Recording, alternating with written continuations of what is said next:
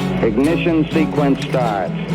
6, 5, 4, 3, 2, 1, 0. Liftoff. We have a liftoff.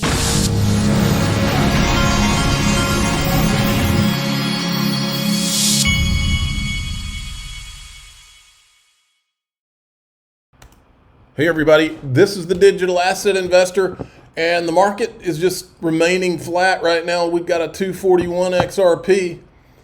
If it dips today or anything like that, I will be buying more. Bring it on, as far as I'm concerned. Folks, I've said it for a long time. It was always Ripple and Stellar. I don't think it's a coincidence that Ripple and Stellar always, or XRP and XLM always move together, up, down, pretty close. They always move together, always have.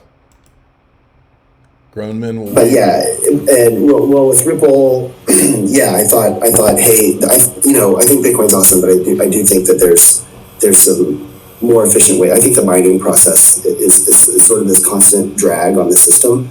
Where it's kind of like sucking value out, and it's been okay to date just because there's been more money flowing into it, but at some point that will change, and at equilibrium I think mining will be like a huge problem. So I wanted to figure out a way to again solve this like distributed ledger that everyone agrees on without mining. So that kind of led to the idea of that like underpin Ripple.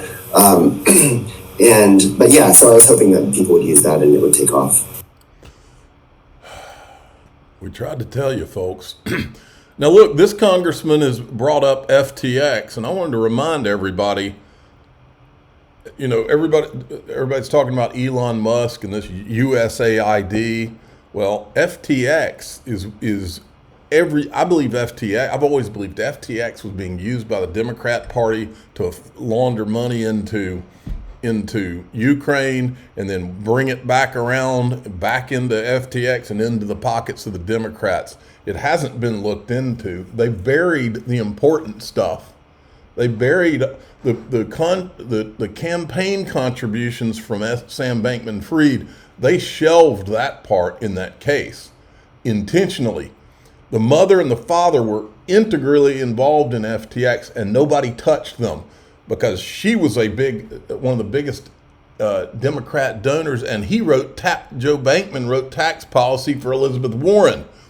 You remember, Gary Gensler worked for Caroline Ellison's dad, Glenn Ellison, at MIT. Sam Bankman-Fried went to MIT. It's right there in front of your face. And here's a congresswoman. Federal financial regulators have taken a concerted steps designed to cripple the digital asset industry. But what's interesting about this timeline, and maybe Ranking Member. Remember, Gary Gensler was meeting with FTX. They were having planning sessions. The CFTC was too. You'd find this interesting. What actually happened around 2022? Folks are forgetting. They were going to play dumb, but we're not. We know what happened. Investors lost $2 trillion during what we call crypto winter, and a whole host of crypto and digital asset companies went belly up, including FTX. I believe FTX was the government's second attempt after ETHgate at creating a monopoly, and I think they were secretly doing it. And you may remember, I'm trying to remember who, at some point someone came out and said this, watch out for FTX. They're behind the scenes trying to work with Gary Gensler and these guys to rig this crypto market for themselves with the government. That's what it was about. And Celsius. In early 2023, we saw Silicon Valley Bank, Signature Bank, and Silvergate failed, with crypto playing a huge role in that. So how? Crypto wasn't the problem. All of that was government engineered. We don't have to play any more of that, but you get the point. I did make Elon Musk say, I did tell him, you need to sick Doge on the FTX campaign. The campaign contributions is where they need to follow that money. And the Ukraine money. CFTC to launch digital asset markets pilot with Ripple. The U.S. Commodity Futures Trading Commission is launching a pilot program to explore using stablecoins and other digital assets as collateral in financial markets. This initiative will involve CEO forum with crypto firms like Ripple, Circle, Coinbase. The writing's on the wall, folks. All right, this is, many people were disappointed by that press conference that David Sachs gave because it was a much bigger picture thing. But it's the most bullish thing ever. What's the plan here to legitimize and regulate crypto?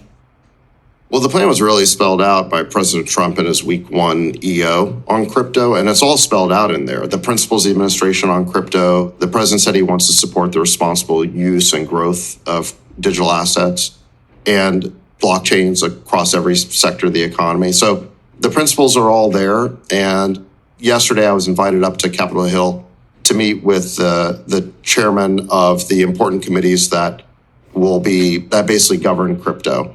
And so we had a press conference there to announce the legislative plan. You can see there's Chairman Tim Scott, who's the chair of the Senate Banking Committee, to my left, and then to my right is French Hill, who's the chairman of the House Financial Services Committee. And then to his right is John Bozeman, who's the chair of the Senate Agriculture Committee.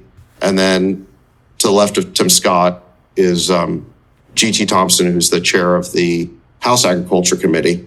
He's out of frame right now.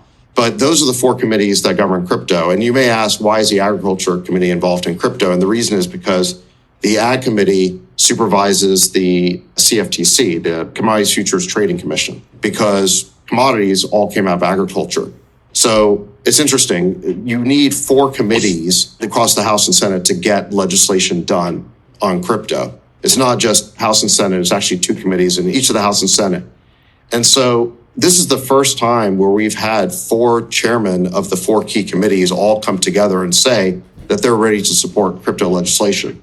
There were a lot of people on X who felt like this wasn't, a mind-blowing announcement. They wanted something that they could trade on right away. That's not what this was. This was basically a statement of commitment from the chairs of the four committees that we're going to get legislation done this year, maybe in the next 6 months. I mean, that's really the goal. And we've never had that before. So that is pretty. Writing's on the wall, folks. This is the guy that was the president of PayPal, talking about how it's a brand new day for crypto in America. Well, it's a brand new day for crypto in America, frankly. And speaking as someone who tried to launch a project and worked really hard to get it off the ground here at home and having it shut down by the U.S. government, to having conversations about regulatory clarity, of Bitcoin strategic reserve, and really doing whatever it takes, frankly, for America to lead in this revolution that will completely rewire our whole financial system, is quite a polarity flip of atmosphere and energy for our entire industry. So you got that right. 7.1 million RLUSD minute at the RLUSD Treasury on the XRP ledger, biggest mint since the launch. And then there's this. This is however you say her name, Swift, MD, Managing Director and Global Head of Industry Relations. Establishes and reaffirms, right, that there is a link towards efficient flow of capital and goods around the world that drives economic growth. And SWIFT has been pretty much this invisible backbone towards global financial integration over the last 51 years. And SWIFT is committed to interoperability. Oh. And you spoke of newer networks and the base of technology innovation and the role for these different actors, in the industry to come together and ensure that there is interoperability.